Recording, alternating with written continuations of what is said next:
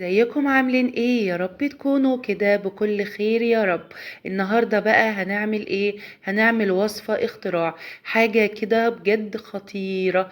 الحاجة الحلوة دي مش هتتخيلوا انا عاملاها بايه. انا عاملاها بعيش فينو بايت عندي بقاله فترة في الفريزر. طعمه غير، ما عدتش عارفة اعمل بيه ايه. طلعت وعملت منه وصفة بجد خطيرة. استحالة اللي هيدوقها استحالة هيعرف ان انتي عاملاها بالعيش فينو. هيقول بسبوسة، هيقول كنافة، بس مش هيتخيلوا ان هي من العيش الفينو.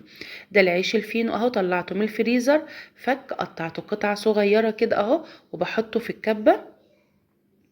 تمام. العيش الفينو مش كتير، هم 5 بس.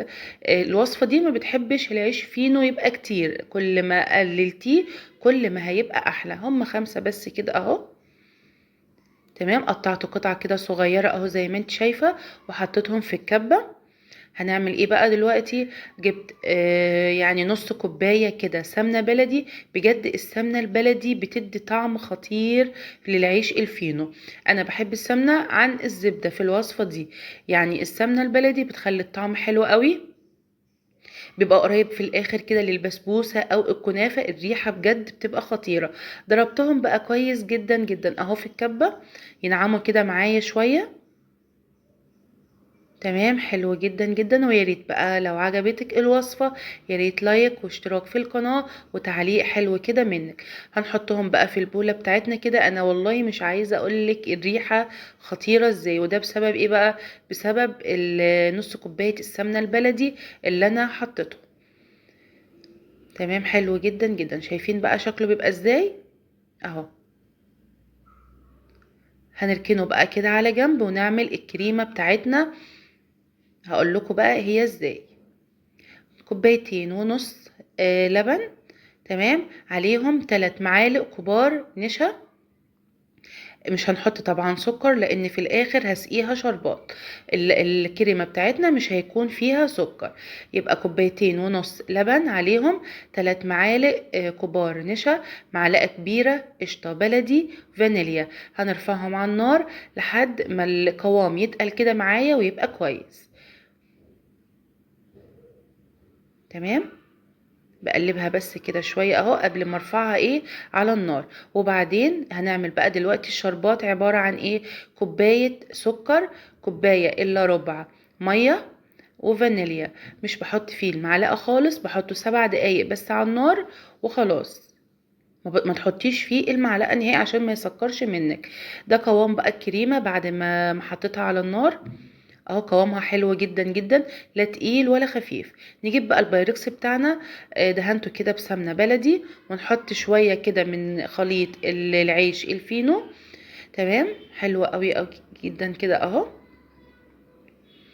زي ما انتوا شايفين انا جبت بايركس شفاف ليه؟ عشان يبقى عيني على على الوصفه كده وهي في الفرن.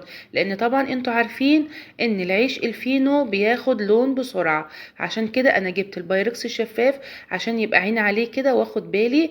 هو ان هو بقى ما اتحرقش او كده، لا اخد بالي.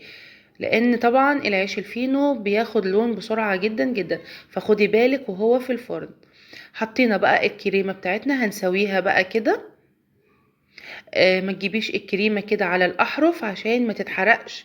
انا يعني اهو زي ما انا عامله كده بالظبط اعملي. ما جبتش الكريمه على الاحرف خالص عشان ما تتحرقش مني كده، والوصفه بعد التعب اللي احنا تعبناه ده في الاخر تبوظ، لا طبعا حرام. نضيف بقى العيش الفينو على الوش. بجد وصفة جميلة قوي قوي قوي. الوصفة دي يا جماعة انتوا هتعملوها يعني هياكلوها على طول، مش هتقعد ابدا منك والله. ومفيش حد هيتخيل ان انتي عاملاها بعيش فينو. وصفة طبعا اقتصادية جدا، جميلة قوي قوي. الطعم في الاخر فعلا بيبقى حلو قوي قوي قوي. خلاص سوينا كده بقى الوش كده، بسويه كده بايدي كده. هدخلها بقى الفرن طبعا سخن، في الرف الاوسط درجة الحرارة 200، عينك تبقى عليها. تمام، خلي بالك كده لان هو العيش الفينو بياخد لون بسرعة. وده بقى شكلها بعد ما طلعت من الفرن. على طول نحط الشربات. عايزاها مسكرة حط كوباية الشربات كاملة، عايزاها يعني يبقى سكرها كده هادي وخفيف، خليهم نص كوباية الشربات بس. تمام، عشان ما تبقاش ايه مسكرة قوي. شايفين بقى الجمال؟ بجد خطيرة خطيرة خطيرة. هقطع بقى قطعة كده معاكم. بجد حلوة قوي قوي قوي. تحب بقى تاكليها باردة او سخنة اللي يريحك. هي في كل الحالات حلوة قوي قوي قوي قوي. عايزة بقى ترشي على الوش كده رشة قرفة براحتك، انا رشتها. انا بصراحة بحب القرفة في الحلويات قوي، فرشيت رشة قرفة كده في الاخر على الوش. شايفين بقى الجمال؟ والله مش هتقدري يعني تسكتي، لازم تاكليها كده. بجد حلوة قوي. اشوفكم على خير، مع السلامة.